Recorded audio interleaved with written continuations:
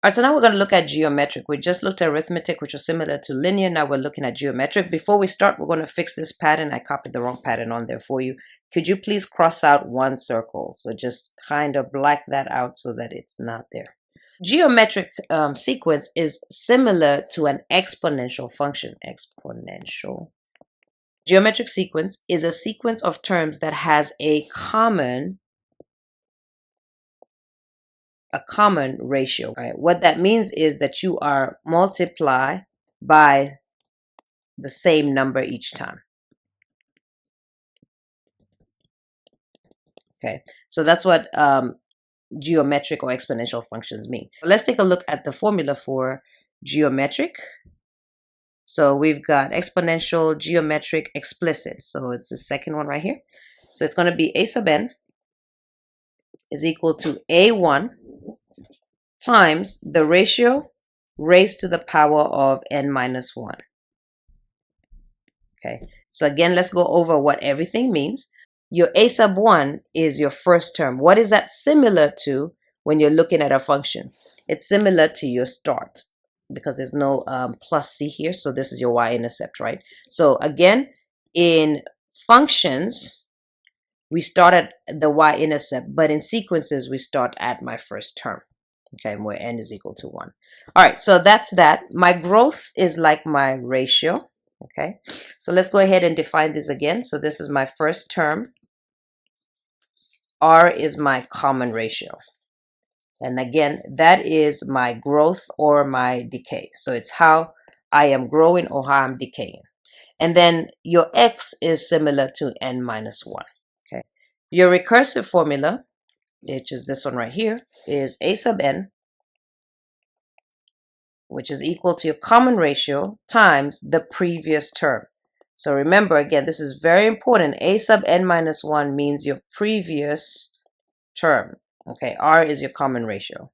All right, so let's look at a sequence. So I start at, how many circles do I have right here? Let's count them. You have 4. How many circles do I have here? 3, 6, 7, 8. How many circles do I have here? 4, 8, 12, 16. Okay, so this is my first one, my second one, my third one, right? So my term is 1, or this is n, is 1, it's 4. When it's 2, it's 8. When it's 3, 16. And now, because this is a common ratio, I am multiplying by something each time to get the next number. So what am I multiplying by, and how do I find it? So instead of doing arithmetic, which was subtract my common difference, this one is a common ratio. And when you have a ratio, that is a fraction. So it is y2 divided by y1. That's how you find it. So your second y value, which is 8, divided by your first y value, which is 4, and this is 2. So if this is correct, if this is a common ratio, you should be multiplying by 2 each time. Is that what I'm doing? Yes. So how do I get this next term? 16 times 2, which is 32. If I multiply that by 2, do I get 64? I do. So this is the 4th term, 5th term. Now you're going to find my 10th term after we write our explicit, recursive, and function notation. All right, so let's go ahead and write my explicit function. So looking at my explicit functions, we're going to start with a sub n is equal to my first term, which is what? 4. Parentheses, times, and I'm just going to put that in parentheses. The reason I'm putting it in parentheses is because you're used to seeing it in parentheses with ABX. So I'm going to put times R in the parentheses. So parentheses, what's my ratio? How am I changing each time? It's 2. And then n to the power of n minus 1. All right, let's write it in recursive. So here's my recursive. A sub n is equal to, so a sub n is equal to my ratio, and what was my ratio again? 2, parentheses, the previous term. Okay, so parentheses, a sub n minus 1, which we don't have right now. All right, how do I get my function notation? So my function f of x, if I'm looking for a, b, x, this is my function, right? What is my start? Remember, once again, I have to emphasize this. For sequences, my start is at 1. But for functions, my start is my y-intercept, which is where x is equal to 0.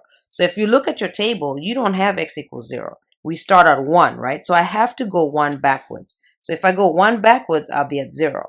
So instead of going forwards and multiplying by 2 each time, I need to go backwards. So again, you're going to go opposite. 16 divided by 2 is 8. 8 divided by 2 is 4. 4 divided by 2 is 2. So my start, where x is equal to 0, is 2. My growth is how am I growing each time? I'm multiplying by 2. So that's my common ratio, or my growth or decay. And then my time is x. So they're very similar. But again, remember, when you're looking at sequences, they start at n equals 1, whereas function notation starts at where x is equal to 0. All right, so those are my 3 formulas. Read a sub 1 is equal to negative 6. What does that mean? That means the first term is equal to negative 6. That's what that means. Then a sub n is equal to minus a sub n minus 1. And what does a sub n minus 1 mean again? So I'm going to come right here. A sub n minus 1 means the previous term. So this means minus previous term. All right, so you're going to do, I'm just going to, in fact, put the previous term in parentheses every time. Negative of the previous term, then subtract 2. Okay, so I'm going to take the negative of the previous 2 and then subtract 2. So if I'm looking for the fifth one, let me go ahead and make a table. Let's start with the first one, which the first term is what? Negative 6.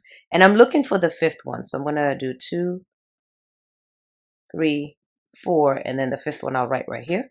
So according to what this formula reads, it says you take the negative of the one before, you subtract 2. So negative of the one before, which is negative 6. So negative of negative 6 and then subtract 2. And that's what you're doing. You type that right in the calculator. I'm not going to type it in the calculator, but you are. So negative of negative 6 is positive 6 minus 2 is 4. But you type it in the calculator. All right. So again, you repeat this. Negative of the one before minus 2. So negative of 4. Okay. So negative of the one before, which is 4 minus 2. So negative 4 minus 2, which is negative 4 minus 2 is negative 6. Okay. Again, to find the next one, you take the one before, negative of the one before, minus 2. So negative of the one before, which is now negative 6, and you subtract 2. So put that right in the calculator so this doesn't confuse you. That's going to be 6 minus 2, which is 4. Now to find my fifth term, again, you do the same thing. You take negative of the previous one, subtract 2. So negative of the previous one, which is 4. And then subtract 2, and you put that right up into a calculator. So it's going to be negative 6. So that's how I find my fifth term. Okay, I'm going to do one more and then you guys are going to do 2. So I'm going to do this one right here. Read the first term is equal to 6. First term is 6. Okay, then what does my rule say? Well, this doesn't even have the one before, so this is okay. So this one is just saying negative 2. All right, so if my first term is 6, I get this first term from this a1, right? So if a1 is 6, that means n is equal to this 1, right? So now if I want the fourth one, I'm going to say n is equal to what number? To 4. So I'm going to say if I want my fourth term, I'm going to say I want negative 2 in parentheses, but I want my n to equal 4. And I'm just going to put that in a calculator. So negative 16. All right. So now you guys are going to go ahead and practice this. Let's practice.